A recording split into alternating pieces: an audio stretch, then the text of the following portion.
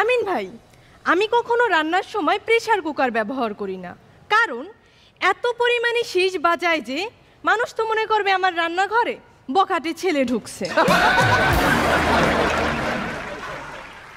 সেদিন আমি আমার হাজবেন্ডকে নাস্তা দিয়ে চলে গেলাম রান্নাঘরে।